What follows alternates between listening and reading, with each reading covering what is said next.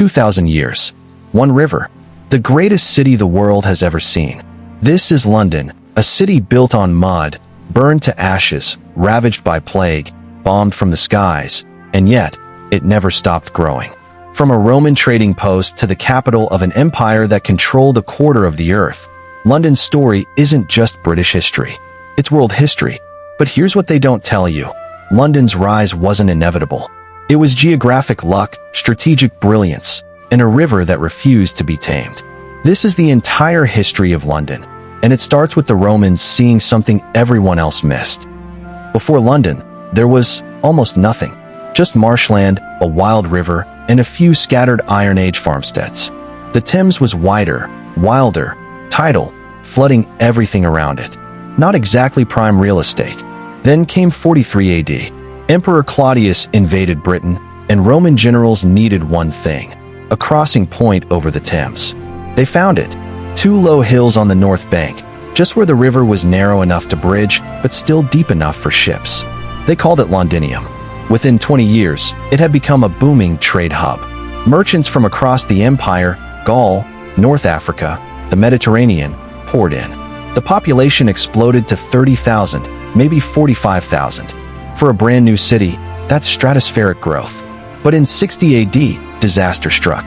Queen Boudica, leader of the Iceni tribe, rebelled against Roman rule. Her warriors burned Londinium to the ground and slaughtered everyone who stayed behind. The fire layer archaeologists have found, it's still there, buried under modern London, a charred reminder of the city's first near-death experience. But the Romans rebuilt. Bigger, stronger. By the 2nd century, Londinium had the largest basilica west of the Alps, a governor's palace, public baths, and a massive defensive wall that would define the city's boundaries for the next 1,600 years. Then, around 410 AD, Rome collapsed. The legions withdrew. The trade stopped. And Londinium? It was abandoned. For nearly 200 years, the city that had been the heart of Roman Britain became a ghost town. London came back from the dead, but not where you'd expect. While old Londinium decayed inside the Roman walls, a new settlement called Londonwick grew up to the west, around what's now Covent Garden. By the 7th century, it was a bustling trading port again. But here's the thing, it had no defenses. Enter the Vikings. In the 9th century, Viking raiders repeatedly attacked Londonwick, burning and looting. Finally, in 886 AD, King Alfred the Great had enough. He refortified the old Roman walls and moved everyone back inside. London was reborn, inside its ancient skeleton. By 1066, London was England's largest city, and when William the Conqueror invaded, one of his first acts was to build the Tower of London, right on the edge of the city walls. A fortress, a palace, a prison, a message, I'm in charge now. Medieval London became a powerhouse. The Thames brought trade from across Europe. Wool, cloth, wine, spices, all flowed through London's docks. By the 14th century, it had 80,000 people packed into 1 square mile. The richest merchants lived in stone mansions near the river. Everyone else, crammed into timber houses that leaned over narrow, filthy streets. And then came the plague. The Great Plague. It started in the slums, the overcrowded, rat-infested parishes outside the city walls. Bubonic plague spread like wildfire. Within months, 7,000 people were dying every week. Entire neighborhoods were locked down. Bodies were carted through the streets at night. King Charles II fled to Oxford. By the time it ended, 100,000 Londoners were dead, 20% of the population. But London barely had time to recover. September 2nd, 1666. A bakery on Pudding Lane. A fire breaks out just after midnight. The baker's family escapes, except the maid, who becomes the fire's first victim. The Lord Mayor is summoned. He looks at the flames and says, a woman could piss it out. He goes back to bed. Big mistake. The fire spreads. Warehouses full of oil and tar explode. A strong wind pushes the flames through the medieval timber houses. For 4 days and nights, London burns. By the time it's over, 13,000 houses are gone. 87 churches destroyed. St. Paul's Cathedral melted. The medieval city of London erased. But here's the twist. This was London's chance to start over. Architects proposed grand rebuilding plans, wide boulevards, grid systems, a Paris-style capital. But property disputes, costs, and time pressure meant most of old London's chaotic street plans stayed the same. What did change? Building codes. No more timber. Brick and stone only. Wider streets. Better firefighting. And London? It rebuilt itself into a modern city. By the 18th century, London wasn't just England's capital. It was becoming the capital of the world. Why? Geography. Again, London sat at the heart of a global empire. Ships brought sugar from the Caribbean, tea from India, cotton from America. The Thames became one of the busiest ports on Earth. Warehouses lined the riverbanks. The docks never stopped. Then came the Industrial Revolution. While northern cities like Manchester built factories, London built something more valuable, the financial system that funded them. Banks, stock exchanges, insurance companies, all based in the city of London.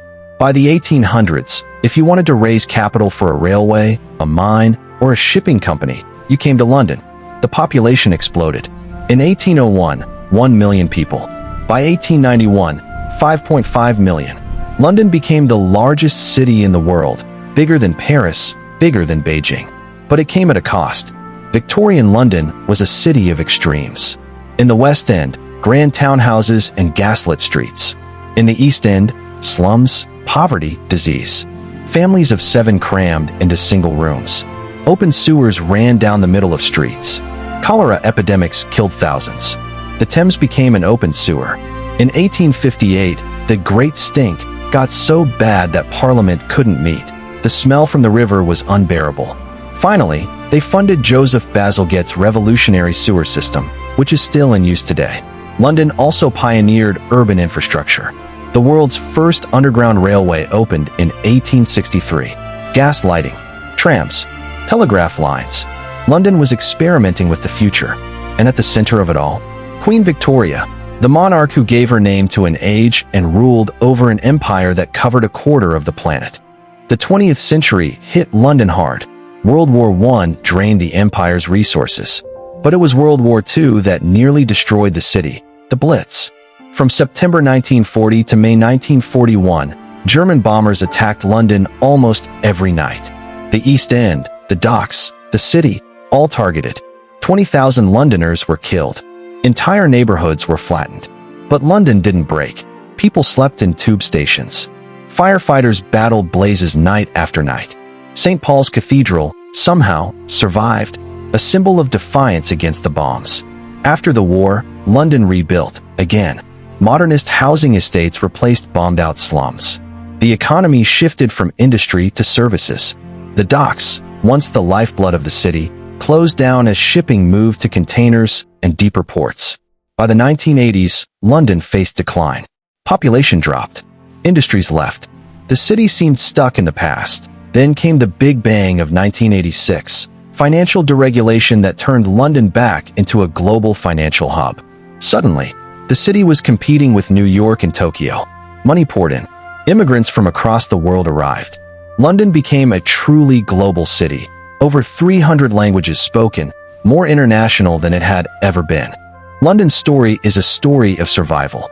Burned, plagued, bombed, but never beaten. It's a story written by geography. A river, 2 hills, and a strategic crossing that changed everything. The Romans saw it. The medieval merchants built on it. The Victorians exported it to the world. In modern London, it's still writing the next chapter. 2,000 years. 1 river. 1 city that refused to die. Thanks for going beyond the map with us. If you want to explore more hidden histories of the world's great cities, hit subscribe. We'll see you in the next one.